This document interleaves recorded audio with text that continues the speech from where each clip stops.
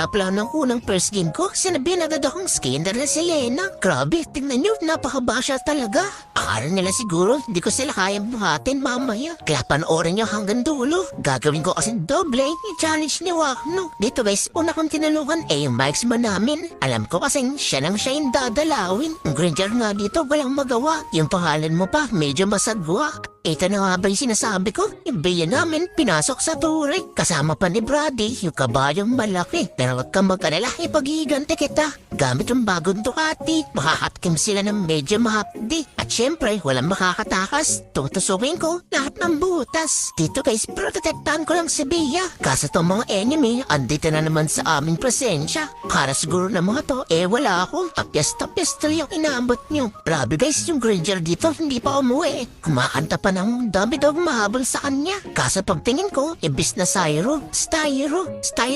Dito guys, sabi ko sa kanila, wala ko retry, wala akong ulti. Kaso, ang titigas ng kanila mga teka lang, papunta na. Ang iinit nyo, parang si Kagura. Tignan nyo, pumasok na walang dahilan na. Yung combo niya, di ko man lang nasilayan. Kaya katapusan mo na, Pikachu. Subo kasi ng lusog kasi ng lusog. Dito guys, magbabasab lang sana ko ng tore. Pasong wala, nakita ko ng blue drop na gumagalaw. Aba, si Styro lang pala. Lugi na, namimigay pa. After ko siya maitumba, isusunod ko sana si Kagura. Tingnan nyo, pan-ata siya ng Spy X Family. Ang bilis niya pa tumakbo. Binutas ko tuloy yung pan. Eka, meron pa pala akong dadalawan.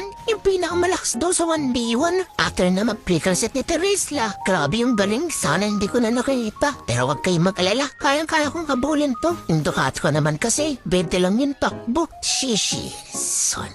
Grabe nawala. Dito bis, wala pa akong ulti. Kaya pinapaatras ko muna sila. Kasi yung mga pink ko, hindi naman nila binabasa. Kaya eto, wala tuloy akong noches kundi tumulong. Kasi sana, di na ako sumunod sa mga ulupong. Sayang tuloy nabangasan ako ng-isa. Pero huwag kayo mag-alala, papalitan ko yan mamaya. Sa puntong to, ako na lang yung kanila pinupunteriya. Tignan nyo, parang one verse everyone, ika nga. Pero kung gusto niya talaga, pagbibigyan ko kayo. Ilalabas ko lang yung malupit na Ducati ko. As you can see, kung makikita nyo, walang habas ko silang winasiwas. Mapapareklamo na lang yung lahat sa aking bawas. Grabe, patipi-tipi pa si Selena. Tapos sinabihan pa ako na tsamba. Pero yung pangungot niya, hindi ko na pinansin. Yung laro ko na lang, aking aayusin. Pero speaking of ayos, tignan niya, wala sa ayos. Lamang na kami, bigla pang nagpaubos. Pero panoorin niya yung gagawin ko sa kanila. Hihigitan ko kasi yung sinasabi nilang tsamba. Grabe, tignan niya ibawas ni Leo. Sobrang sulit ata yung pagsangla niya ng kabayo. Pero guys, akala ko si Selena doon na matutuwa. Pero panoorin niyo, yung sasabihin niya mamaya. Grabe, tsamba.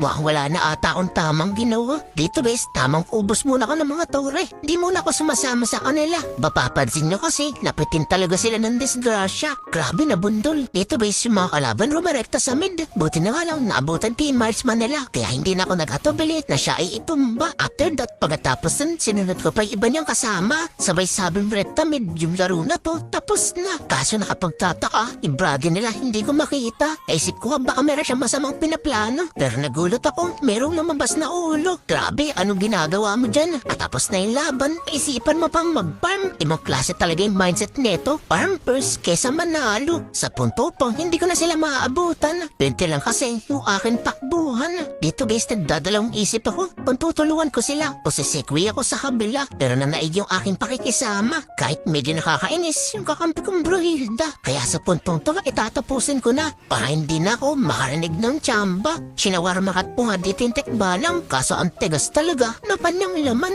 After that, pagkatapos nakita pa namin si Styro. Huwag kang gumawa ng highlights, di naman creation camp to. Aba, dami nilang bumahabal, check plan. Dito guys, mukhang malapit ang matapos yung laban. At yung paglalod, mukhang hindi na namin kailangan. Grabe naman kasing one hit, isang tira. Yung build ko kasi medyo kakaiba. At ayun na nga guys, mukhang panalo na kami. Sana sa susunod na next time, hindi na akong sabihan skinner ng aking kakampi para araw-araw kayang victory!